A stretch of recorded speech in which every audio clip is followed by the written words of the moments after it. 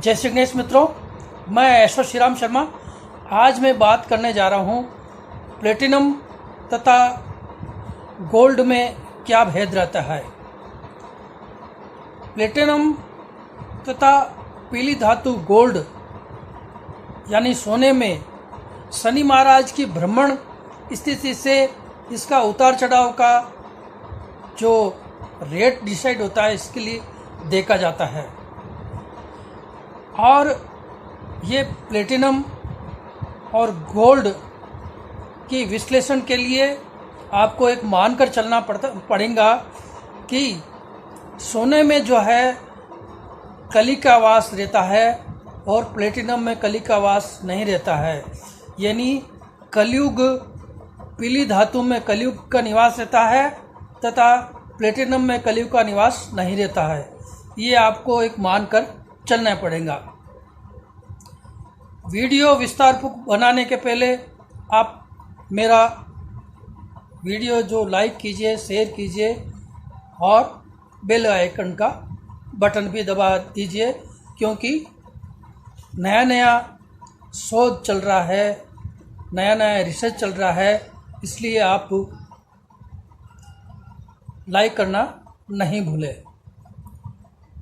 अब मैं आपको ये जो विस्तारपूर्वक बताने जा रहा हूँ, द्वापर युग के अंतिम पड़ाव में भगवान श्री कृष्ण जब देह त्याग रहे थे तो वो ईसा पूर्व 3136 ईसा पूर्व में 35 वर्ष पश्चात उसका देहवास हो गया था और 3102 ईसा पूर्व में कली का प्रवेश हुआ। कली का प्रवेश के उस वक्त राजा परीक्षित राज करते थे। जब कली प्रवेश कर रहा था तो उस टाइम में भयंकर आपदा आ पड़ी थी और आपदाओं और निपटने के लिए भगवान का वंशज राजा परीक्षित निकल पड़े थे देखने के लिए क्या क्या चीज़ें हैं। पृथ्वी माँ गाय का रूप धारण करी और बैल का जो रूप, सिंह का रूप जो है कली प्रवेश करा था और गाय को मार रहा था। उस वक्त राजा परीक्षित ने तलवार से वार किया तो वो कली प्रकट हुआ। राजा ने बोला, मेरे इस भूमंडल पर अत्याचार कौन कर रहा है? तो कली ने बोला, मैं कली हूँ और राज्य में प्रवेश करना के लिए मुझे आज्ञा दीजिए।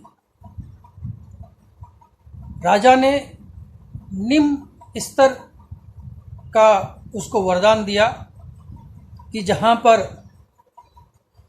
असत्य, काम, क्रोध, मद ये 4 जगह है, वहाँ पर आप प्रवेश कीजिए। राजा के कहने के बाद कली का उत्तर आया कि हे प्रभु, आपने निम्न स्तर का मुझे वरदान दिया है, एक चीज़ मुझे उच्च स्तर की चीज़ दीजिए। जब राजा सोच में पड़ गए थे, विचार करने के बाद उसने बोला कि आप पीली धातु में प्रवेश कर जाओ। पीली धातु मतलब सोना।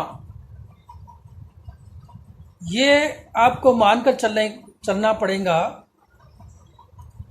कि सोने में कलयुग का वास है, प्लेटिनम में कलयुग का वास नहीं रहता। दूसरा, जहाँ पर जुआ, वेश्या, शराब तथा पशु हत्या होती है, वहाँ पर कली का निवास रहता है। कलयुग 4 चीज़ों में प्रवेश करा था। उच्च स्तर की जगह उसने गोल्ड लिया, सोना का रूप लिया।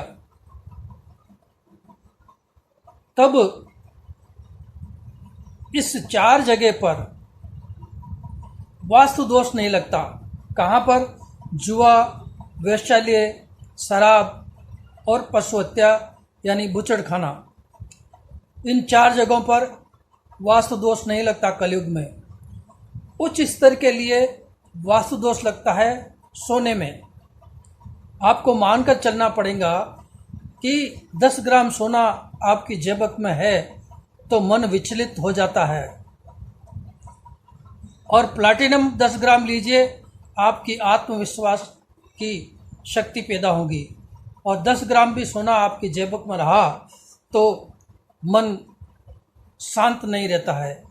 इतना बड़ा कलयुग का प्रभाव है। इसलिए इन 5 चीज़ों पर कलयुग का वास है। इस कली काल में 5 चीज़ें जो है अधर्म की है, 4 चीज़ें अधर्म की है, और एक चीज़ जो है सोना, उसमें भी आपको मानकर चलना पड़ेगा कि सोने में भी कलयुग का वास है। मुस्लिमों में जो है सोना पुरुष जाति के लोग नहीं पहनते, स्त्री जाति पहनती है सोना, लेकिन मुस्लिम जाति में कभी भी सोना, पुरुष जाति में कोई भी नहीं सोना पहनते, चांदी वो पहन लेते। हमारे में सोना ज़्यादा धारण करना पुरुष जाति के लिए भी निषेध बताया गया है, और स्त्रियों के लिए भी सोना लाभदायक है। लेकिन मेरा मानना है कि सोने के में से ज़्यादा प्लेटिनम गुणकारी रहता है। प्लेटिनम में कली का वास नहीं रहता है, और पीली धातु यानी सोने में, गोल्ड में कली का वास बताया गया है। अब आपको मैं ये उच्च स्तर का वरदान और निम्न स्तर का वरदान राजा परीक्षित के जो द्वापर का एंड के टाइम पर भगवान कृष्ण का देह वास हो रहा था, तब राजा परीक्षित का 35 वर्ष बाद जो एक कली प्रवेश हुआ है। इस कली काल में आपको 5 चीज़ों के लिए बचना चाहिए। ये 5 चीज़ों से बचने के लिए आपको नोट कर लीजिए। जहाँ पर जुआ, वैश्यालय, शराब तथा बुचड़खाना, इससे दूर रहिए। उच्च स्तर का चीज़ है गोल्ड। आप सोना जो ज़्यादा नहीं लेकर घूमना चाहिए, क्योंकि इसमें कली का प्रवेश होता है।